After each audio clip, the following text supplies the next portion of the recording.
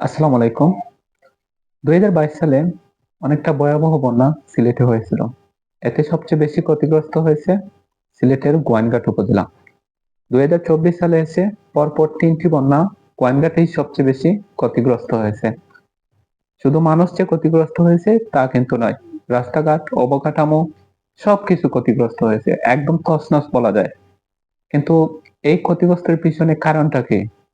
বৃষ্টি হয় ভারতের মেঘালয়ে, বন্যা হয় সিলেটে। এটা আমাদের জন্য একটা অভিশাপ হয়ে দাঁড়িয়েছে। তবে আজ থেকে ১৫-২০ বছর আগেও এরকম বৃষ্টি হতো, কিন্তু এরকম বন্যা হতো না। পাহাড়ি ঢলটা একদম মানুষের জীবনকে একদম তছনছ করে দিয়ে যাচ্ছে। রাস্তাঘাট, অবকাঠামো সবকিছু নষ্ট করে দিয়ে যাচ্ছে। এই অবস্থা তো এভাবে চলতে দেওয়া যায় না বা চলতে পারে না। এটা আমার কাছে মনে হচ্ছে এটা যতটা না প্রাকৃতিক দুর্যোগ, তার চেয়ে বেশি মানবিক একটা দুর্যোগ। কেন? মানুষ যত সময় যাচ্ছে, মানুষ যে পানি যাওয়ার যে রাস্তাগুলো আছে সেগুলা সংকুচিত করে ফেলতেছে। যার কারণে এই ভয়াবহ বন্যাগুলা সংঘটিত হচ্ছে। যার ভুক্তভোগী আমাদের সিলেটের মানুষ, সিলেট, বিশেষ করে সিলেট বিভাগের মানুষ। সারা দেশে বিভিন্ন জায়গায় যখন বৃষ্টি হচ্ছে না, নদ-নদীতে পানি নেই, কিন্তু সিলেটে উপচে পড়া পানি।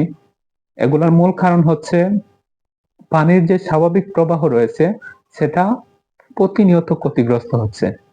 আমি সেদিকে যাচ্ছি না, আমি আসছি গোয়াইনঘাটের দিকে। আপনি যদি গোয়াইনঘাটের দিকে লক্ষ্য করেন, গোয়াইনঘাটে এই ৩টি বন্যায় এবছর যে ৩টি বন্যা হয়েছে, ৩টিতেই সবচেয়ে বেশি ক্ষতিগ্রস্ত হয়েছে গোয়াইনঘাট। গোয়াইনঘাট উপজেলা প্রতিটা রাস্তা একদম চলাচলের উপযোগী না। এটা কতদিন যে লাগবে এগুলা মেরামত করতে তা আল্লাহ তাআলা জানেন। কিন্তু এর ভুক্তভোগী এই গোয়াইনঘাটের মানুষ।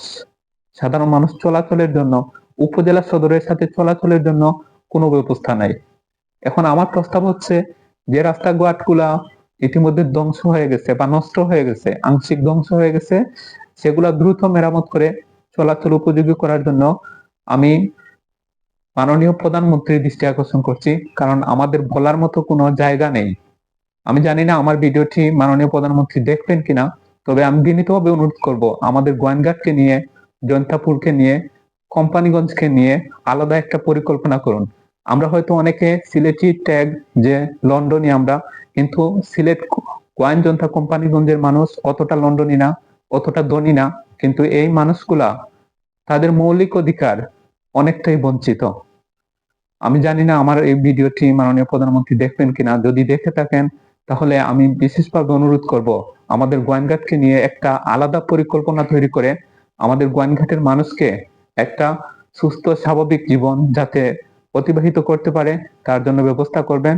আর বিশেষ করে আমি গোয়াইনঘাটের বন্যার একটা প্রধান কারণ হতে পারে, আমার কাছে মনে হচ্ছে যে কোম্পানিগঞ্জের যে রাস্তাটি রয়েছে সেই রাস্তাটাই হচ্ছে প্রধান কারণ। কারণ এই রাস্তাটা এত বড় করে নির্মাণ করা হয়েছে কিন্তু তেমন কোনো ব্রিজ নির্মাণ করা হয়নি। যে কয়েকটি ব্রিজ আছে সেগুলা দিয়ে স্বাভাবিক পানি প্রবাহিত হয় না। এই অবস্থা চলতে থাকলে এক বছরে ৩টি বড় বন্যা হয়েছে। এখন বিশ্বাস করুন যে হাওর অঞ্চলের মানুষ যারা রয়েছে, বিভিন্ন অঞ্চলের মানুষ রয়েছে, তাদের কি পরিমাণ ক্ষতি হয়েছে। এভাবে চলতে থাকলে সামনে গোয়াইনঘাটের মানুষ হয়তো উদ্বাস্তু জীবনযাপন করতে হবে। আর আমি আবারও মাননীয় প্রধানমন্ত্রী জননেত্রী শেখ হাসিনাকে বিনীতভাবে অনুরোধ করছি আমাদের গোয়াইনঘাটকে নিয়ে একটা পরিকল্পনা তৈরি করুন। কি কারণে সিলেটে বন্যা হয় তারও একটা পরিকল্পনা তৈরি করুন। আমরা মুক্তি চাই বন্যা থেকে।